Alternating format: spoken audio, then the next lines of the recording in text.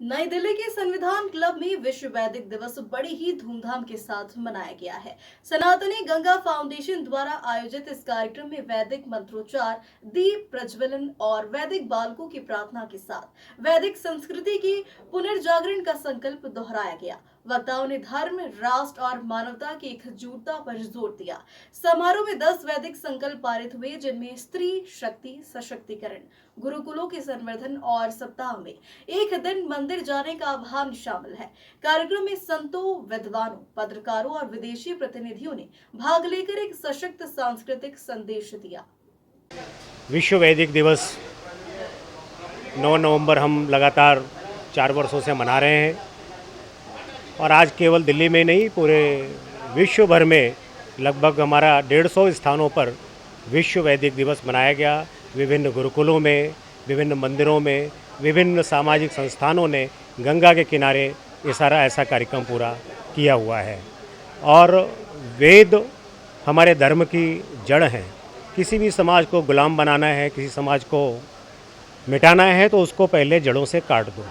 ठीक वैसे ही जैसे किसी पेड़ की जड़ों में हम खाद पानी न दें और पौधों ऊपर देते रहें तो पेड़ सूख जाता है, वही स्थिति पाश्चात्य संस्कृति के लोगों ने हिंदुस्तान को ख़त्म करने के लिए ऐसी व्यवस्थाएं बनाई, जिसमें हम भी बह करके चले गए। आज पुनः युवा, बुजुर्ग सभी लोग वेदों की तरफ लौट रहे हैं और एक बार पुनः सर्वे भवन्तु सुखिनः सर्वे सन्तु निरामया का मंत्र जो है वो गुंजायमान है। हम तो पूरे विश्व की कल्याण की कामना करते हैं, उसी के निमित्त आज ये कार्यक्रम था और इस पर हम पूरे देशवासियों को शुभकामनाएं देते हैं और सभी को आग्रह करते हैं कि अपनी जड़ों की तरफ लौटो, अपना भविष्य, अपने बच्चों का भविष्य उज्जवल बनाओ।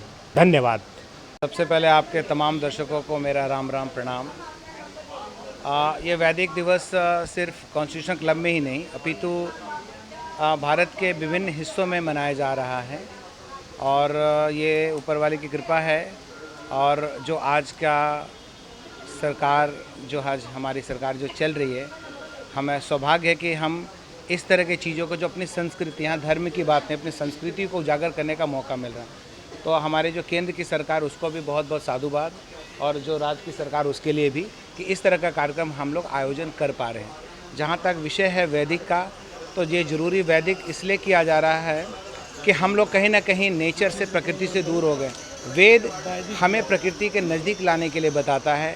मनुष्य कल्याण और प्रकृति की रक्षा कैसे कीजिए, ये वेदों में वर्णित है। जो चारों वेद हैं उसमें ऋग्वेद जो है उसमें ये बहुत अच्छे से दिया गया कि किस तरह से मंत्रों के उच्चारण से कैसे हमारे प्रकृति को और इंसान को फ़ायदा हो, तो उसमें वर्णित किया गया। तो कहीं ना कहीं हम इससे अब अछूत होते जा रहे हैं। अछूत होने का मतलब हम उनसे दूर होते जा रहे हैं। तो वैदिक दिवस का मेन उद्देश्य है कि कैसे हम इसको मानव जीवन के व्यवहारिक जीवन में लाया जाए।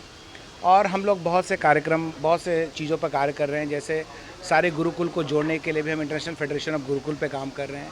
हम लोग जो कर्मकांड है वो भी, उसमें भी काफ़ी हानि हुई धर्म की।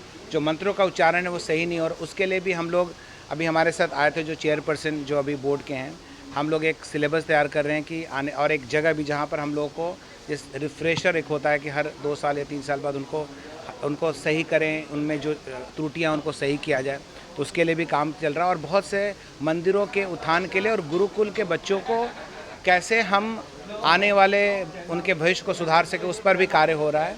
और मुझे बहुत खुशी है कि अनेक विद्वान, वेदों के स्कॉलर, बड़े बड़े संत महापुरुष यहाँ उपस्थित हुए और भारत के विभिन्न हिस्सों में जो बड़े हर्षोल्लास के साथ मनाया जा रहा है। हम चाहेंगे कि और तेज़ी से बढ़ता रहे और अगले वर्ष हम और बड़े लेवल पे इसको करने जा रहे हैं। धन्यवाद।